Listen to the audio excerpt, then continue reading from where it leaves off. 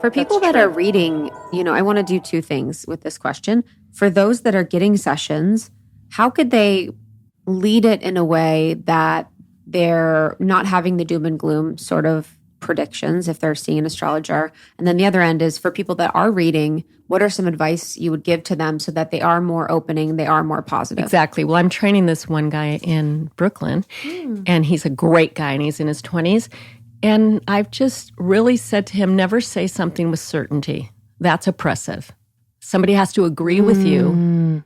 That's subjugating somebody. Always say something as a question. Like, is it possible that Saturn opposed the moon relates to some kind of emotional repression you felt as a child? Ask it as a question. Never have to be right over the client. The client is the source and the expert.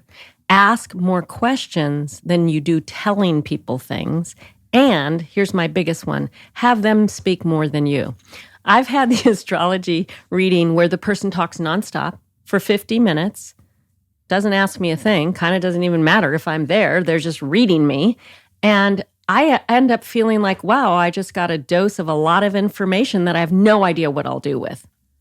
It's just like a mind dump. And that's not where I live. I don't live just in the information. I live in an embodied, soulful recognition of things. And I want some tools. So for those astrologers that are learning, ask questions more than tell people. And also, always the insecure new astrologers feel like they have to nail it. They have to get it right. And it's like, no, if you're wrong, that's information too. So if I say to you, because let's say to you, you do have Saturn oppose the moon in your chart. And that would often indicate, not always, that there wasn't an environment where you weren't necessarily allowed to be fully expressed with all your feelings. Is that true? Yeah. And then you say, and how is that true? Have them tell you. That's how I learned astrology. The clients will tell you. Beautiful. How did it happen that you got shut down on occasion emotionally?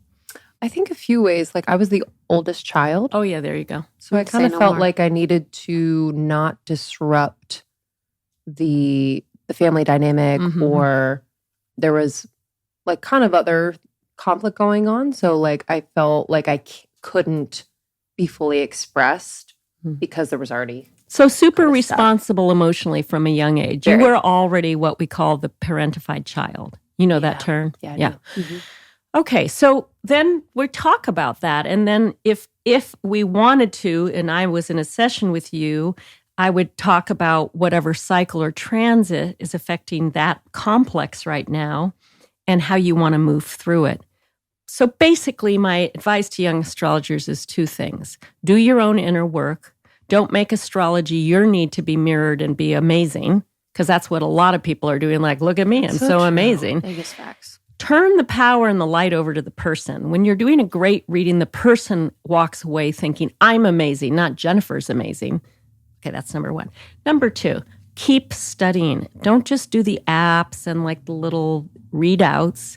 Read books. There are amazing books on astrology from so many centuries. Dig in. It's a real journey of knowledge that's not just informative, but it's also self-healing to read all the books. What were some books that transformed you on your journey?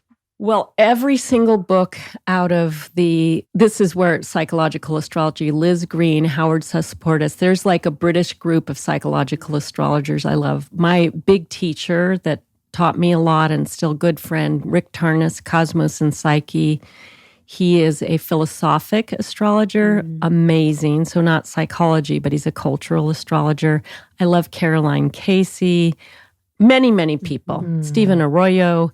Read the frickin' books. It's important. Yeah. I'm a big believer in reading. I know, me too. We both of us are. Yeah. Having the actual physical book. Yes. Yeah. Annotating. Oh my God. Yes. Feels so good. You mentioned about 29 to 31 and that period in time being important. A lot of our audience, they're in their 20s, they're in their early 30s. We have audience all over the world in all ages, but the reason why I ask around this age is because this is how we started the podcast and it felt so transformational for us. What's sort of happening astrologically for folks during that time? Well, that is the Saturn return time. And basically, that's when the planet Saturn returns to its birth position. So in your chart, Saturn was in a certain place when you were born. It returns to that exact position between 29 and 31.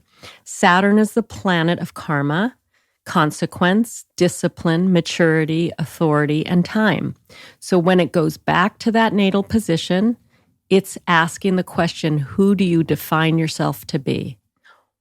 Are you doing the work of fully being you? So one thing I notice, because I work with all ages, if people are doing their work, that Saturn return is incredibly fruitful. Like that's when I bought my first house. And even though I was crying, oh my God, I'll never be able to pay the mortgage. I was really upset about it. But it was a really major commitment to myself that I'm going to earn this money and do that. But if people are resisting growing up, the Saturn return is brutal.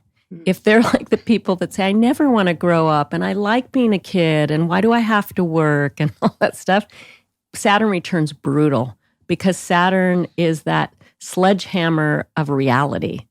So if you haven't faced reality and been real with yourself about your talents, but also your deficits, Saturn can be very hard. So I'm telling everyone, and Saturn happens every 7 years. So you're never getting away from Saturn. And I love Saturn. So that is unpopular to say. People often like, oh, when will it be over? Saturn is the character maker. And if you're about making a great contribution this lifetime, you love Saturn because Saturn is going to put your ass in the chair and you're going to do the work. Or be depressed and, Lame, victim and loser. Yeah. Like, here's another one I want to say to people, and very unpopular as a therapist to say this, but if you're still blaming your parents at 30, you're in trouble. Yo. I mean, I did. I'm down. Wait, I did. It didn't work out well. Yeah. To do that. It's very unattractive. It's and it also unattractive. you're not taking responsibility. Yeah. You're stuck. It's like, I understand because people want to be heard in their pain. It's just you're no longer living with your parents. 100%. It's up to you what kind of life you make and the trauma that you've gone through. And I went through trauma and lots of people go through trauma. It's up to you to heal that. yeah. You can't hold people from the past responsible for who you are now at that age. You said Saturn. You mentioned a 7-year cycle. It's every 7 years. Mm-hmm. That was every 27. 27. So That's a Saturn return. Okay. Every 28 to 30, you go through your Saturn return. But Saturn makes an angle to Saturn every 7 years. So every 7 years, you're in a review of how far you've come with your own work curriculum. Wow. Your own soul's work curriculum. Beautiful. Isn't it weird too? Don't your cells renew every 7 years? I think all it's the something cells in like your body that. and then your taste buds. There's biological, physiological things that happen too. Mm-hmm. Thank you so much for tuning in to Morning Microdose by Almost 30. We hope you enjoyed waking up. As always, we encourage you to take what resonates and leave the rest.